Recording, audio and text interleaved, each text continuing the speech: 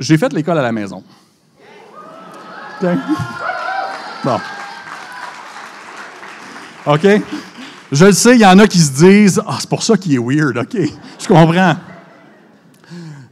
Il y en a d'autres qui sont comme « Ouais, mon peuple, ouais, OK. » Non, mais bon, oui, j'ai fait l'école à la maison la majorité de ma jeunesse.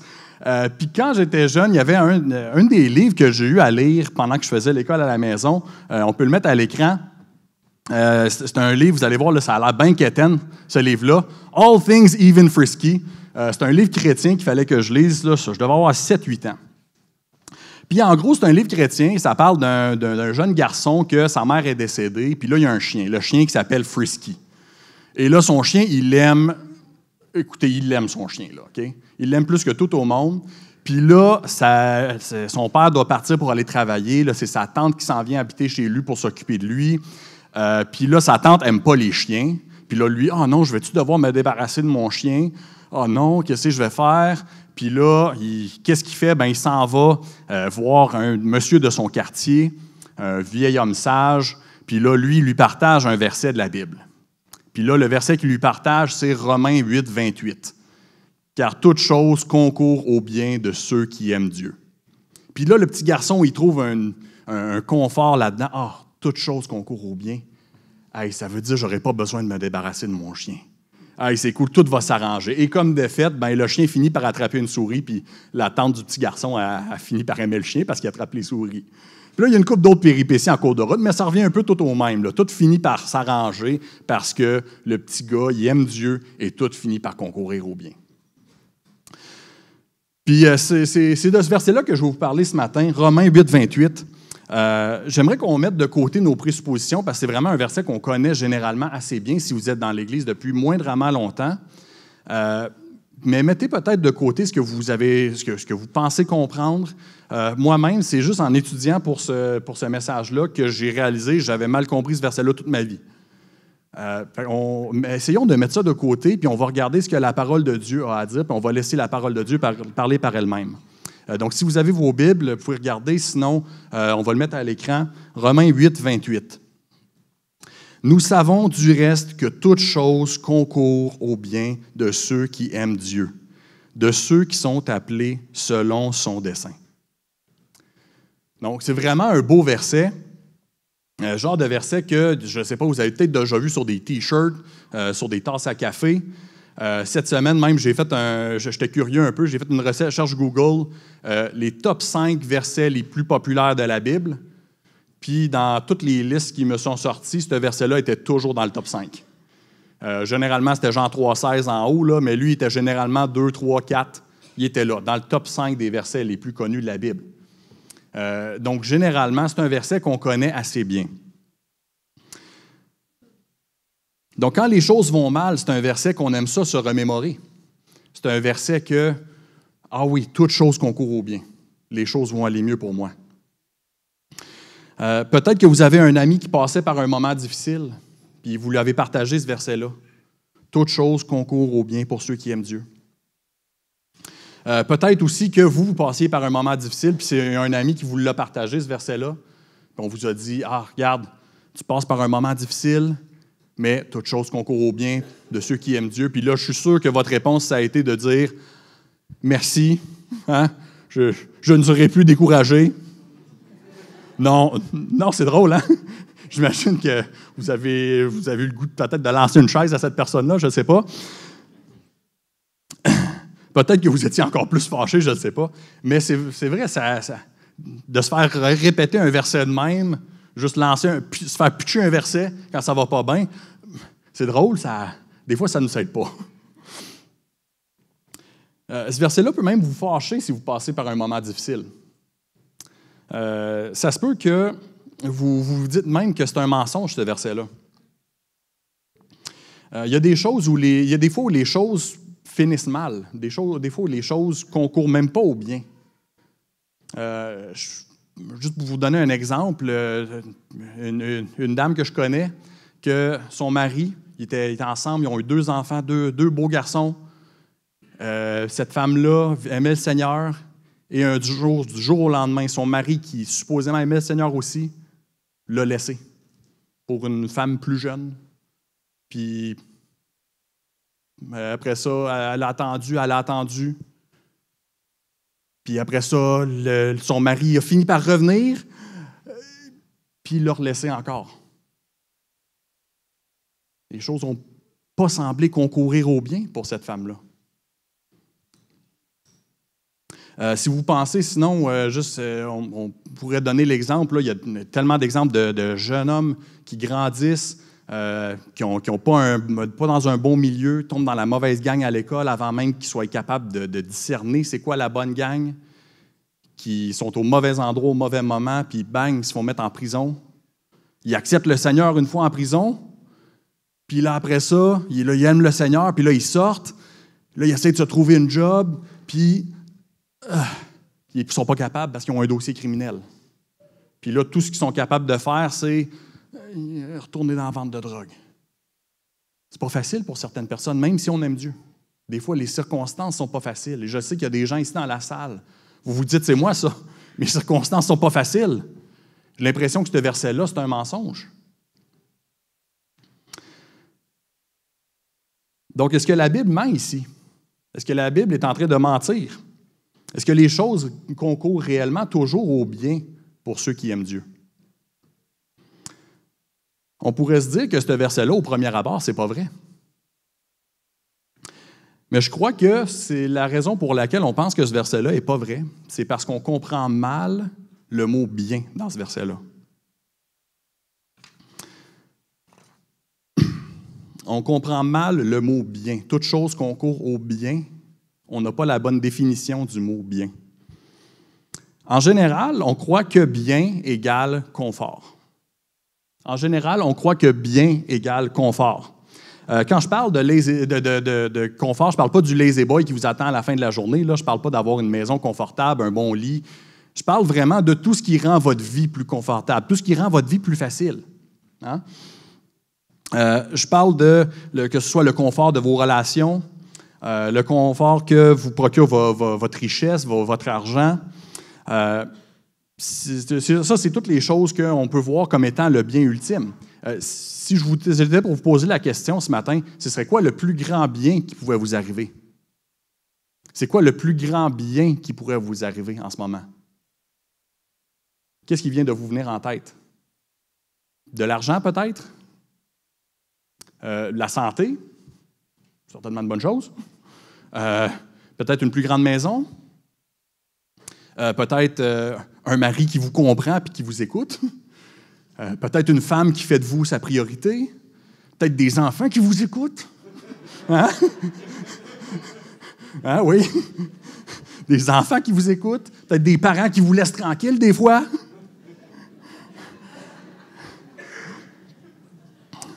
Oui, je parle peut-être un peu de mon expérience. Peut-être un autre job, une job qui paye un peu plus. Dans le fond, toutes ces choses-là, c'est toutes des façons de dire « j'aimerais ça une vie plus facile, j'aimerais ça une vie plus confortable ». Puis si c'est le cas, si c'est ce que vous vous dites, c'est « ah, j'aimerais ça une vie plus facile, une vie plus confortable », dans le fond, ça montre que le confort, c'est une idole dans votre vie. Et croyez-moi, c'est une idole dans ma vie aussi. C'est probablement la plus grosse idole dans ma vie, c'est la chose que je cours le plus après, c'est le confort. Plus que même je cours après Dieu, j'ai honte de vous dire. Fait que souvent, on remplace le mot « bien » dans ce verset-là par le mot « confort ». Fait que si on regarde là, ce verset-là dans sa version moderne, ce que ça dirait, c'est « toute chose concourt au confort de ceux qui aiment Dieu ». Souvent, c'est comme ça qu'on le comprend. « Toute chose concourt au confort de ceux qui aiment Dieu ». Puis là, on se dit, ben voyons donc, j'ai pas plus de confort dans ma vie, les choses n'ont pas concouru à mon confort, à ce que j'ai une vie plus facile. Fait que le verset n'est pas vrai. Combien d'entre vous êtes là ce matin? Combien d'entre vous, si vous êtes même honnête, vous êtes fâchés ce matin après Dieu? Vous êtes peut-être même fâchés après Dieu. Vous dites, Dieu, tu m'as laissé tomber. Ma vie n'est pas plus facile. Si c'est comme ça, vous avez compris ce verset-là, que toute chose concourt à votre confort, je vous comprends d'être fâché. Je vous comprends vraiment d'être fâché. Le problème, c'est que ce n'est pas ça que le mot « bien » veut dire. C'est pas ça que le mot bien veut dire. Si on veut voir pour Dieu, c'est quoi le bien, il faut regarder au verset 29. Verset 29, il dit « Car ceux qu'il a connus d'avance, il les a aussi prédestinés à être semblables à l'image de son Fils, afin que son Fils fût le premier-né entre plusieurs frères. » Dieu, quand il nous a choisis, son but ultime, c'était qu'on devienne comme Jésus. C'est ça le bien dont il est question. Dieu, quand il nous choisit, le but, c'est qu'on devienne comme Jésus, et le plus grand bien que vous pouvez avoir dans votre vie, c'est que vous soyez comme Jésus. C'est ça qui va être le plus important. Si vous partez avec juste une chose ce matin, rappelez-vous de ça, c'est que le plus grand bien que vous pouvez avoir dans votre vie, c'est d'être comme Jésus. Et pour devenir comme Jésus, Dieu va faire tout en son pouvoir pour qu'on y arrive. Donc, si on peut relire le verset 28 un peu dans cette optique-là, on pourrait le lire de cette façon-ci, puis je l'ai mis à l'écran, là, j'ai un peu modifié le verset. Nous savons du reste que pour ceux qui aiment Dieu, qui sont appelés selon son dessein, toute chose concourt à les rendre plus comme Jésus. Toute chose concourt à les rendre plus comme Jésus, c'est ça le but de Dieu. C'est ça le but de Dieu dans vos épreuves, dans les choses de vos vies que vous trouvez difficiles. Les moments horribles par lesquels vous passez. La raison pour tout ça, c'est de vous rendre comme Jésus. Ce n'est pas que vous avez besoin de vous flageller et de chercher la souffrance. La vie est assez difficile comme ça. La souffrance va venir par elle-même. La souffrance va vous trouver, je vous le promets, si vous vivez assez longtemps. Mais c'est ça, la lumière au bout du tunnel dans l'épreuve. C'est ça qui va vous encourager quand les choses vont mal. Quand les choses vont mal, c'est pour ça que ça ne vous encourage pas quand je vous dis ça va mal, puis là je vous dis les choses vont aller mieux bientôt. Ben oui, mais en ce moment j'ai mal. En ce moment ça va mal. Je pense à mes enfants quand ils se pètent l'orteil, puis là j'ai mal, tu sais. Moi je fais pas ça va aller mieux bientôt. Mon enfant qu'est-ce qu'il me répond? Oui, mais j'ai mal maintenant. Ça fait mal, ça ne change rien. Je le sais, ça ne sera pas pour toujours, mais j'ai mal. OK? Puis souvent, c'est comme ça. Souvent, c'est ça notre confort, c'est oui, mais OK, oui, je sais que ça va mal en ce moment, mais ça va aller mieux bientôt. Non. C'est pour ça que ça ne vous aide pas d'entendre ce verset-là. Non, ce qui va vous aider, c'est de savoir, non, il y a une raison pour laquelle je souffre. Il y a une raison pour laquelle j'ai de la difficulté. Puis c'est ça qui va vous aider à passer à travers.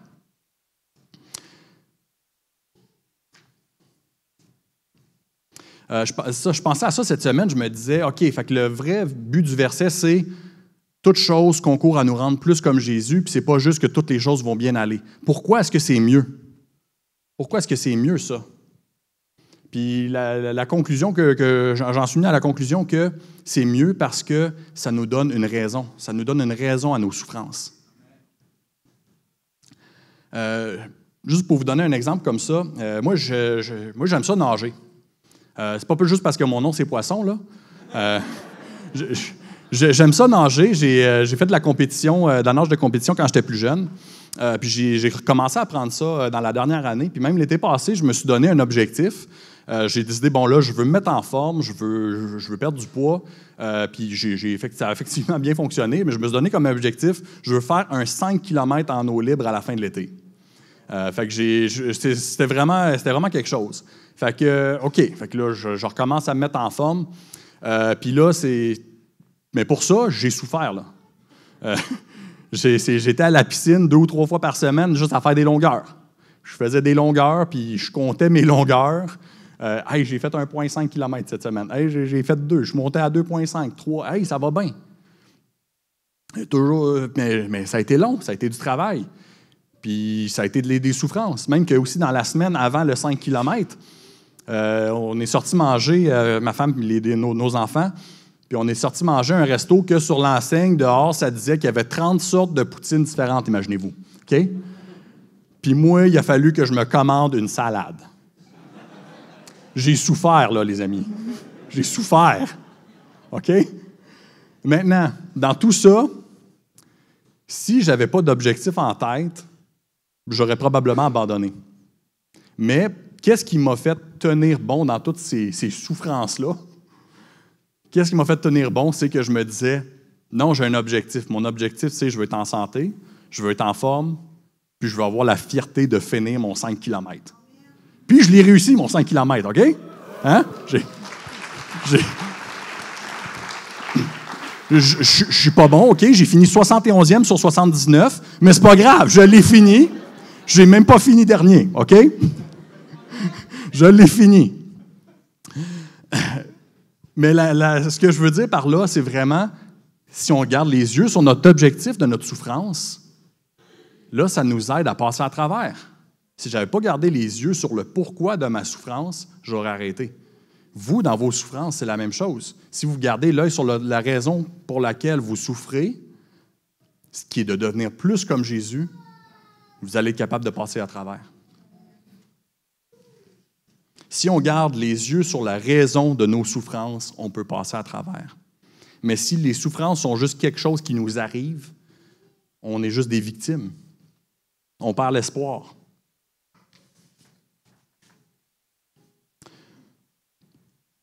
Donc, qu'est-ce que le verset ne dit pas maintenant? Romains 8, 28 ne dit pas que toutes choses sont bien. Ce serait un peu ridicule, toutes choses sont bien. Non, des choses horribles qui nous arrivent, ces choses-là ne sont pas bonnes. Ça ne dit pas non plus que seulement des bonnes choses vont vous arriver. Non, on n'est pas à l'abri de la maladie, la fatigue, le péché des autres personnes qui nous affectent. Même des fois, juste les désastres naturels. On n'est pas à l'abri de ces choses-là. Dieu, parfois, peut nous épargner certaines de ces choses-là. Mais des fois, ces choses-là vont nous arriver aussi. Ça ne veut pas dire que seulement des bonnes choses vont vous arriver. Ça ne dit pas non plus que certaines choses concourent au bien. Ça ne dit pas non plus que toutes les bonnes choses concourent au bien. Non, toutes choses, bonnes et mauvaises, Dieu veut s'en servir pour vous rendre plus comme Jésus.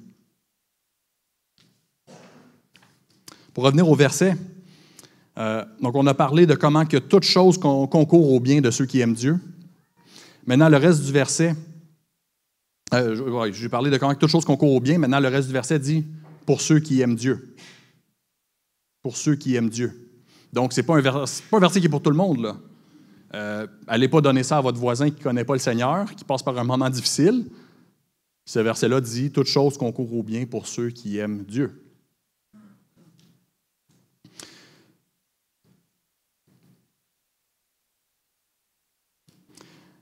Et le verset aussi nous dit que c'est pour ceux qui sont appelés selon son dessein. C'est quelque chose d'incroyable de voir que c'est Dieu qui nous appelle. Certains d'entre nous aussi, on a l'impression qu'on dit « Ah, j'ai fait appel à Dieu » et certainement vous avez fait appel à Dieu. Mais quand vous avez fait appel à Dieu, vous vous êtes rendu compte que Dieu vous appelait depuis encore plus longtemps. Ça, c'est quand même incroyable de penser à ça. Dieu vous appelait, c'est lui, il vous voulait dans son équipe. Dieu, il vous voulait dans son équipe depuis très longtemps. Ça me fait penser à un ami à moi que lui, ses parents lui ont demandé « Quand est-ce que tu as accepté Jésus? » Puis lui, il avait 5-6 ans à ce moment-là, puis lui a répondu « Je n'ai pas accepté Jésus, c'est lui qui m'a accepté. » C'est Dieu Dieu nous appelle, nous on répond. On n'a aucune gloire à en tirer de ça. Ensuite de ça, le verset 29 continue « Car ceux qu'il a connus d'avance, il les a aussi prédestinés à être semblables à l'image de son Fils. » Le but, c'est qu'on devienne comme Jésus. Le Saint-Esprit fait ça en nous jour après jour. Il nous rend de plus en plus comme Jésus. Si vous avez donné votre vie à Dieu, le but du Saint-Esprit, c'est de travailler en vous jour après jour pour que vous deveniez de plus en plus comme Jésus. Et ensuite de ça, le verset continue en disant « Afin que son fils fût le premier-né entre plusieurs frères. » Qu'est-ce que ça veut dire, ça? Être le premier-né parmi plusieurs frères, ce n'est pas une question d'âge, malgré que Jésus est plus vieux que tout le monde ici. Non, c'est une question d'importance. Et là, à l'époque de Jésus, le frère aîné de la famille, lui, on lui accordait plus d'importance et il y avait aussi, quand le père il mourait, il y avait une double portion de l'héritage. C'était une façon différente de fonctionner à l'époque. Je ne suis pas en train de dire qu'on doit retourner à ça, même que je suis content qu'on ne retourne pas à ça parce que je ne suis pas le plus vieux de ma famille. Je suis content que mon grand frère n'ait pas la responsabilité puis une double portion de l'héritage. Mais ça montre juste que à cette époque-là, par contre, c'est comme ça qu'on comprenait. C'était une question d'importance. Et Jésus, c'est le plus important de la famille. Jésus, c'est celui qui a le plus d'importance parmi tous ceux qui lui ressemblent. Ensuite, au verset 30, il dit « Et ceux qu'il a prédestinés, il les a aussi appelés. Et ceux qu'il a appelés, il les a aussi justifiés. Et ceux qu'il a justifiés, il les a aussi glorifiés. » Donc, une question importante ici. C'est quoi votre rôle là-dedans? Qu'est-ce que vous faites là-dedans? Pas grand-chose, hein? Pas grand-chose. On répond à son appel. Du reste, on lui fait confiance pour le reste. C'est lui qui appelle, il prédestine, il appelle, il justifie, il glorifie. Tout ça, c'est lui qui fait ça à travers de nous. On peut lui rendre gloire pour ça ce matin. Quand même, et aussi, ce que je trouve intéressant, c'est qu'à la fin du verset, il dit « Il les a aussi glorifiés ». C'est au passé, ça. On est déjà glorifiés. On devrait déjà refléter la gloire de Dieu dans nos vies. On doit déjà refléter la gloire de Dieu aujourd'hui. Et on est justifié aussi, que ce verset-là nous dit. Qu'est-ce que ça veut dire justifié? Je ne parle pas juste dans le sens que « c'est pas juste », non, je parle dans le sens le vieux sens du mot. Righteous en anglais qu'on dirait. Ça veut dire que vous êtes sans défaut et sans tache devant Dieu. Et ça, pensez-y aussi à quel point c'est beau ça, que vous soyez justifiés devant Dieu. Tous vos péchés, toutes les choses que quand vous vous couchez le soir, que ça vous revient en tête, « pourquoi j'ai fait ça? » Ça a été mis sur Jésus, et Jésus a payé pour ça, et vous n'avez plus besoin de vous sentir, la culpabilité pour ça, de me regarder le poids sur vos épaules pour ça. Non, il a porté le poids sur la croix pour vos péchés. Puis pas juste les péchés que vous avez faits dans le passé, pas juste les péchés que vous allez commettre aujourd'hui, les péchés futurs aussi, les péchés que vous allez commettre dans 3 ans. Toutes les affaires que dans 10 ans, là, quand vous allez te coucher, puis vous allez dire « toutes les affaires que j'ai faites là, après que Jeff y ait parlé. » Non, toutes! Toutes ces choses-là, Jésus il a payé pour ces choses-là. Vous avez pu apporter le poids pour ça. Dieu va vous rendre de plus en plus à l'image de son Fils, Jésus-Christ.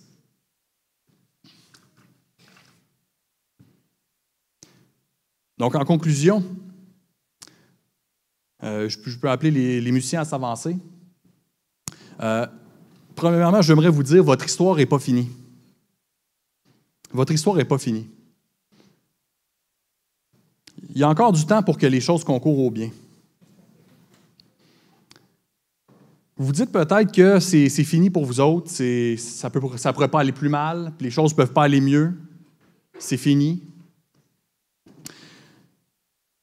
Je vais vous donner l'exemple d'une personne à qui c'est arrivé.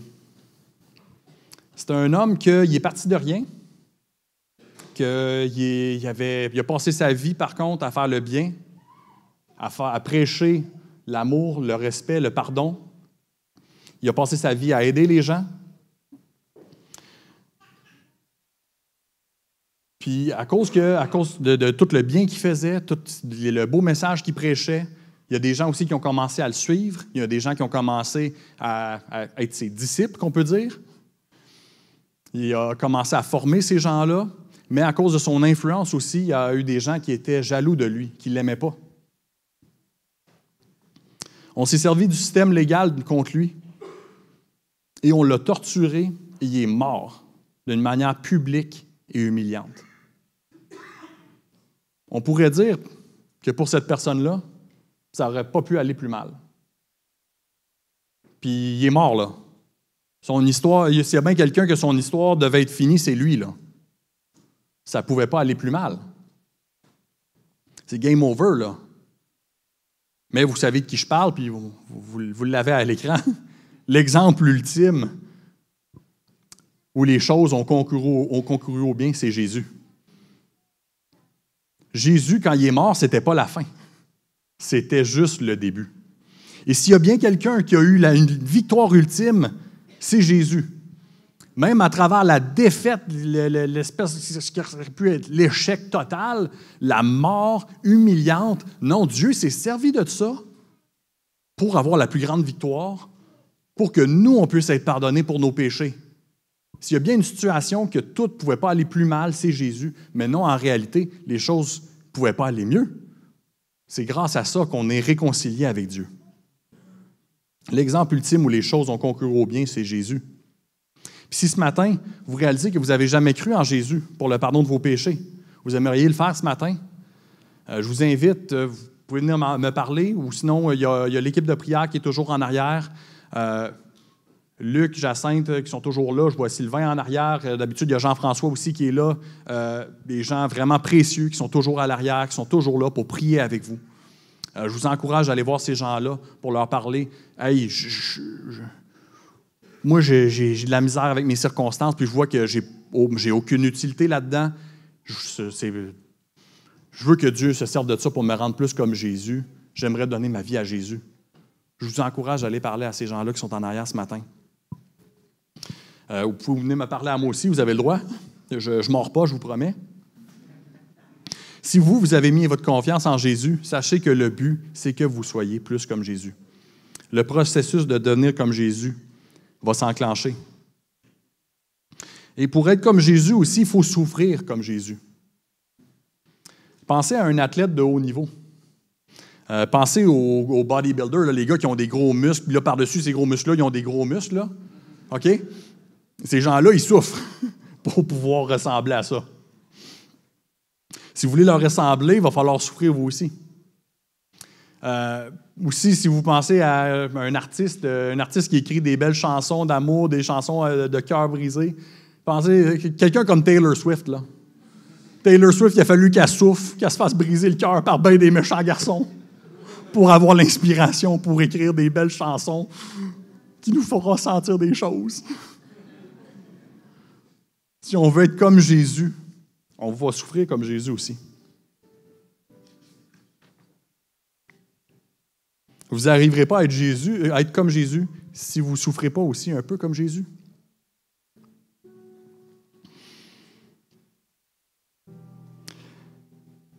Et je ne dis pas non plus qu'il faut chercher la souffrance. La souffrance vient généralement par elle-même. Jésus lui-même n'a jamais cherché la souffrance. La souffrance est venue par elle-même, par les gens qui ont péché contre lui. Mais ces souffrances-là, c'est des choses qui vont vous arriver. C'est les choses qui doivent vous rendre plus comme Jésus. Et je vais vous poser finalement la question, c'est quoi votre chose? On dit que toute chose concourt au bien ultime de devenir comme Jésus. C'est quoi votre chose? C'est quoi la situation qui vous dérange? C'est quoi la situation avec laquelle vous luttez? La situation avec laquelle vous avez de la misère, qui doit vous pousser à devenir plus comme Jésus? Tantôt, je vous ai parlé d'une femme que son mari l'a laissée avec ses deux garçons, puis qu'après ça, elle a attendu, ils sont revenus ensemble juste pour qu'il la requitte après. Ce que je ne vous ai pas dit, c'est que cette femme-là, c'est ma mère. Puis, c'est ça, mon père, oui, il l'a laissé, elle a attendu, il est revenu avec elle. Et puis, ce que je ne vous ai pas dit, c'est que les deux garçons avec lesquels il l'a laissé, j'en faisais pas partie. C'est juste après qu'ils sont revenus ensemble, puis là, que mon père soit reparti, que ma mère s'est rendue compte que mon père l'avait laissé avec un petit cadeau. Puis si ce n'était pas du fait que ma mère avait été patiente, puis qu'elle l'a repris, je ne serais pas là aujourd'hui. Puis après ça, c'est pas la fin de l'histoire, par contre. Ma mère a continué d'attendre. Elle sentait que Dieu lui disait « Sois patiente, sois patiente. » Puis mon père n'est quand même pas revenu. Elle a été patiente encore 3 ans. Et mon père n'est pas revenu. Puis vous pourriez dire à ce moment-là, voyons donc, ça ne s'est pas arrangé les choses. Mais à travers de ça, Dieu a travaillé sa patience. Dieu a travaillé son caractère. Dieu a travaillé toutes sortes de choses dans sa vie. Il a fallu qu'elle élève 3 garçons comme mère monoparentale. Puis à travers de tout ça, finalement, mon père lui a demandé le divorce. Là, il s'est dit, OK, c'est beau, ça doit être la fin. Et ce qui est drôle, c'est que au palais de justice, quand elle a fait le divorce, quand elle sortait, elle a vu un autre monsieur qui rentrait, qu'elle a reconnu que c'était un monsieur de l'Église, et qu'elle a vu, ah, lui aussi il se divorce. Et ça ne s'est pas fait de même, là. Ils se sont juste vus que, OK. Puis par la suite, cet homme-là, lui aussi, avait 3 enfants. Et c'est avec cet homme-là qu'elle a fini par se remarier. Et aujourd'hui, ils ont un beau ministère. Ils ont un beau ministère auprès des couples, particulièrement les familles recomposées, toutes sortes de problématiques, de difficultés que ces couples-là ont tendance à avoir. Non, ma mère et mon beau-père ont un beau ministère à travers de ça. Puis si ce n'était pas du fait que ma mère avait été patiente, elle n'entrait pas là aujourd'hui. Puis, en plus de ça, vous pourriez vous dire, oui, mais pourquoi est-ce que Dieu l'a fait attendre? Il l'a fait attendre pendant des années et des années pour quelque chose qui n'est pas arrivé. Ton père, il n'est jamais revenu, là. Non, c'est vrai, mais c'est parce que l'autre, il n'était pas libre non plus encore. Dieu l'a fait attendre pour ça. Si vous demandez à ma mère aujourd'hui, là, c'est ça qu'elle vous dirait. Puis, votre histoire n'est pas finie. Vous pourriez vous dire, peut-être, c'est la fin, c'est fini. Non, votre histoire n'est pas finie. Il y a encore du temps devant vous. Si vous êtes encore en train de respirer, c'est que votre histoire n'est pas finie. L'histoire de Jésus non plus n'est pas finie. Donc, quelle est votre chose? C'est quoi votre chose? Toute chose concourt au bien de ceux qui aiment Dieu. Je vous invite à voir l'épreuve comme étant une occasion de devenir de plus en plus comme Jésus. Je vous invite à remettre la chose à Dieu ce matin pour que vous puissiez grandir, que vous puissiez devenir plus comme lui en bout de ligne. Demeurez dans sa présence. Restez près de lui. C'est lui qui va vous faire grandir à travers de l'épreuve. Bon matin, Axe.